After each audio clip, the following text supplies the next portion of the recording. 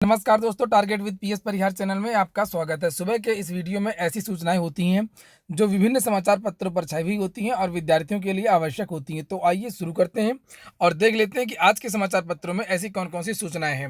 आगे बढ़ने से पहले एक बात और, जो नए व्यूअर हैं या नए मित्र हैं जिन्होंने इस चैनल को अभी तक सब्सक्राइब नहीं किया है, तो पहले आप लोग इसे सब्सक्राइब कर लें, जिससे आप लोगों को भी इसी तरीके की अपडेट्स मिलती रहें। और जो मित्र पहले ही सब्सक्राइब कर चुके हैं वो लोग इस वीडियो को लाइक कर दें।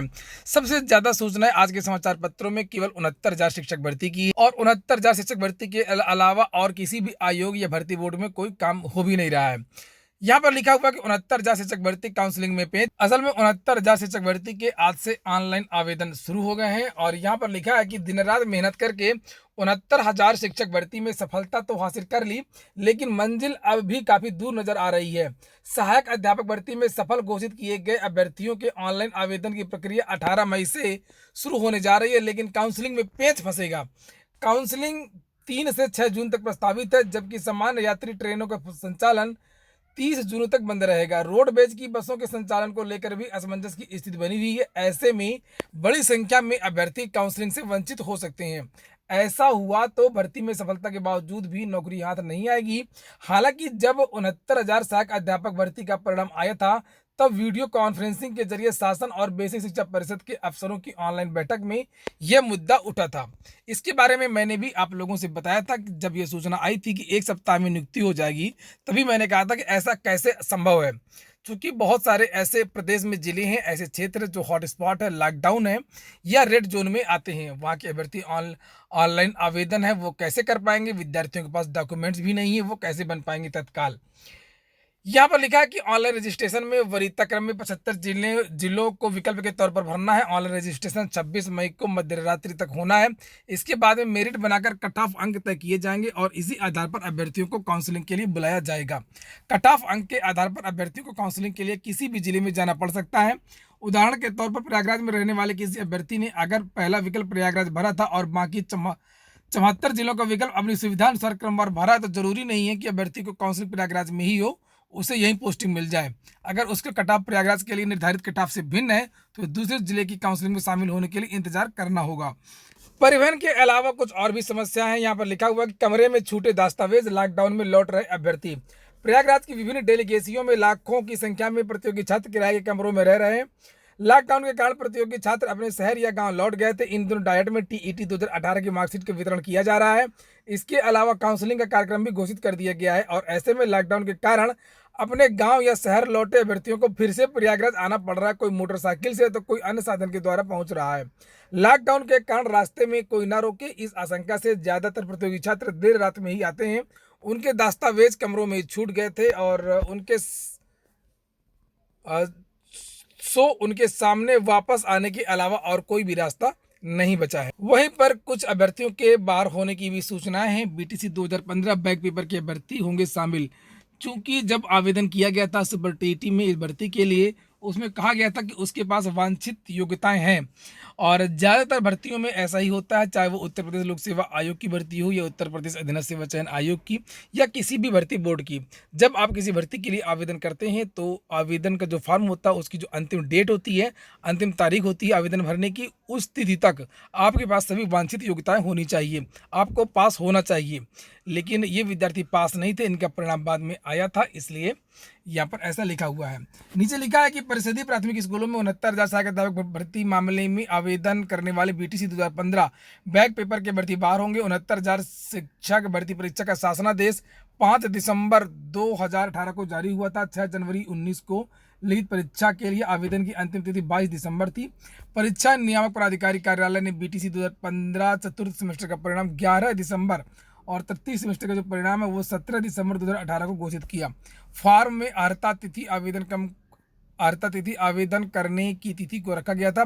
इसलिए चतुर्थ व तृतीय सेमेस्टर बैक पेपर का परिणाम भले ही शासनादेश जारी होने के बाद आया, तो कुल मिलाकर के अब इस तरीके से ये अभ्यर्थी इस भर्ती में शामिल नहीं हो पाएंगे।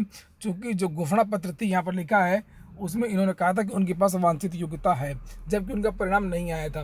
लिखा भर्ती परीक्षा के लिए ऑनलाइन आवेदन के साथ ही अभ्यर्थियों से घोषणा पत्र भराया गया और आवेदन की तिथि को मेरे पास आवेदन पत्र में उल्लिखित समस्त अंक पत्र, प्रमाण पत्र, आरक्षण एवं विशेष आरक्षण संबंधी प्रमाण पत्र उपलब्ध हैं। यदि परीक्षा के पूर्व या बाद में जांच के बाद कोई विवरण असत्य या गलत पाया जाता है तो संबंधित अधिकारी को अभ्यर्थी निरस्त करने वैधानिक कार्रवाई करने का अधिकार होगा। ये लिखा था जब उसने आवेदन किया था।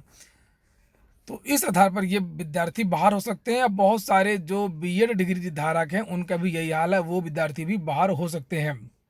वहीं पर 69,000 शिक्षक भर्ती में जो अप्रत्याशित परिणाम आया है, बहुत सारे विद्यार्थी पास हो गए हैं, 1,46,060 अभ्यर्थी। तो अब विद्यार्थियों की मांग है कि जो 68,500 शिक्षक भर्ती के शेष पद हैं 22,000, उन पदों को भी इस भर्ती में जोड़ दिया जाए।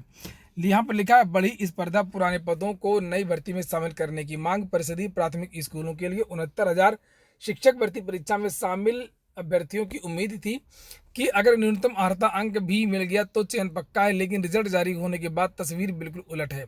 सीटों की दोगुनी संख्या से अधिक अभ्यर्थियों ने न्यूनतम अर्हता अंक प्राप्त किया है और इनमें बड़ी संख्या में ऐसे अभ्यर्थियों की है जो पिछली बार हुई 68,500 शिक्षक भर्ती में चयनित हुए थे और मनचाहे जिले में तैनाती के लिए इस बार भी शिक्षक भर्ती में शामिल हुए थे।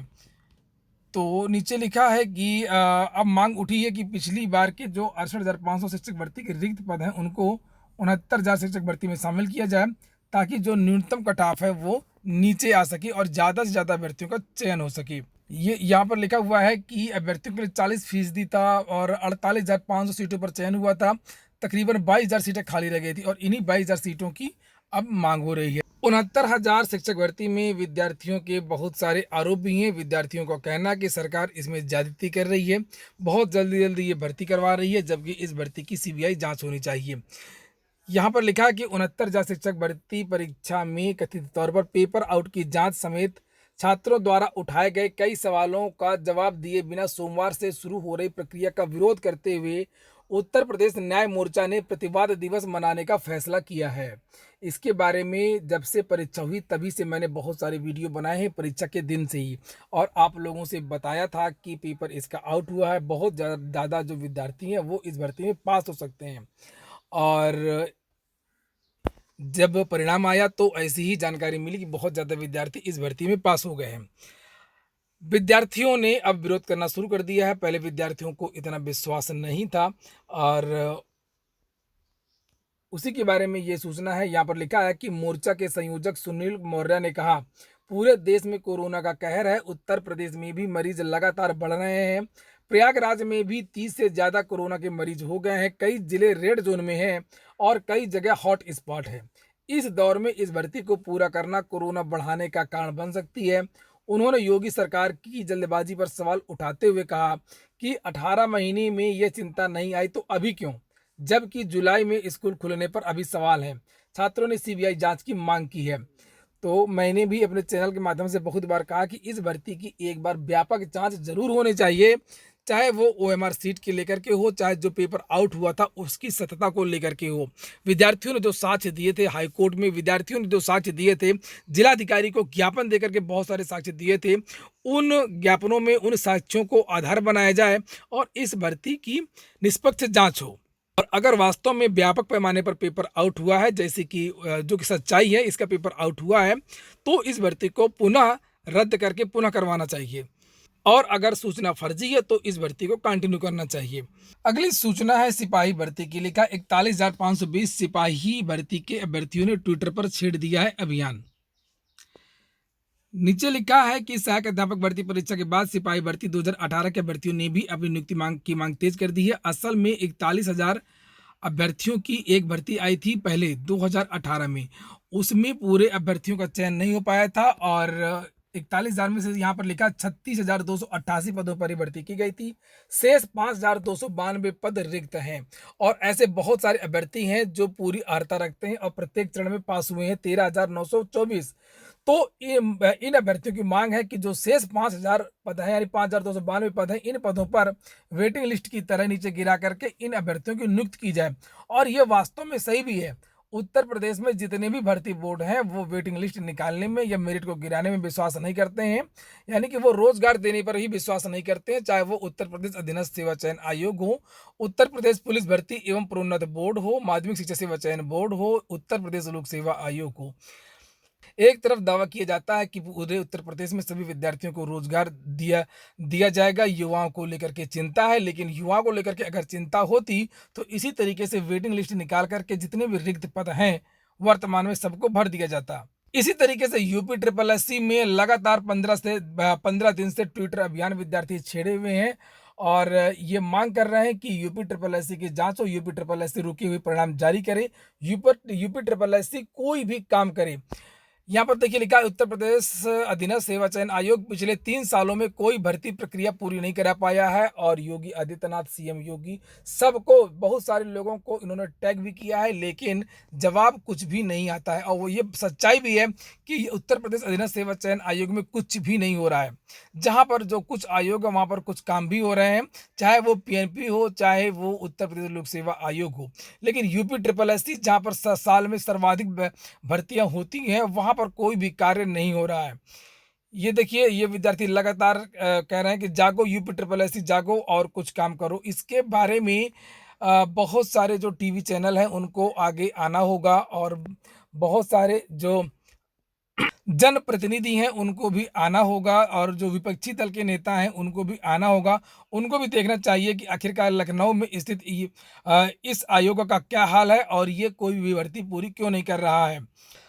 4-4 साल 5-5 साल पुराने परिणाम हैं जो कि अभी तक नहीं दिए गए, जैसे लोअर टू 2016 का परिणाम नहीं दिया गया है, एजीटीए बहुत सारे लोअर 2019 का परिणाम पेंडिंग है, जूनियर असिस्टेंट का परिणाम पेंडिंग है, बहुत सारी ऐसी भर्तियां हैं जिनके परिणाम पेंडिंग है, लेकिन यूपी ट्रिपल एससी वो भी नहीं कर रहा है। इसके बाद में एक और सूचना है, पॉलिटेक्निक में 20 मई तक करे आवेदन। पॉलिटेक्निक प्रवेश परीक्षा के आवेदन की तिथि 20 मई तक बढ़ा दी गई है। सत्र 2020-21 के लिए विभिन्न इंजीनियरिंग डिप्लोमा मैनेजमेंट, तो जिन विद्यार्थियों ने पॉलिटेक्निक के लिए अभी आवेदन ना किया वो अभी भी आवेदन कर सकते हैं। इसी तरीके से अगली सूचना है एकेटीयू की, जिसे पहले यूपीटीयू कहा जाता था, यानी कि स्टेट इंजीनियरिंग एंट्रेंस एग्जाम के जो आवेदन की जो तिथि है उसको बढ़ा दी गई है और कारण ये कि जितनी सीटें हैं इंजीनियरिंग की उतने आवेदन भी नहीं आए हैं।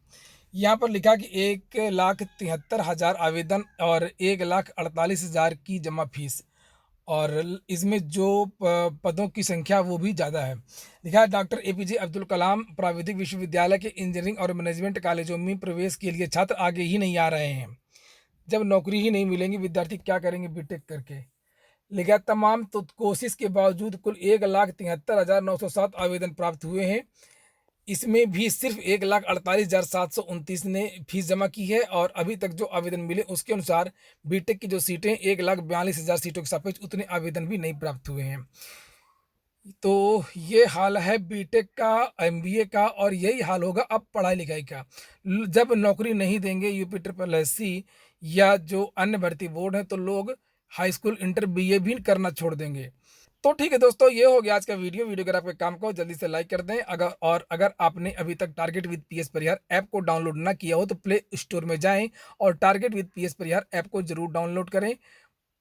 भारत की किसी भी प्रवेश परीक्षा हो चाहे प्रतियोगी परीक्षा हो, सभी परीक्षाओं के टेस्ट सीरीज, मॉक टेस्ट, साल पेपर उसमें उपलब्ध करा दिए गए हैं हिंदी और इंग्लिश मीडियम में। पूरा वीडियो सुनने के लिए बहुत बहुत धन्यवाद।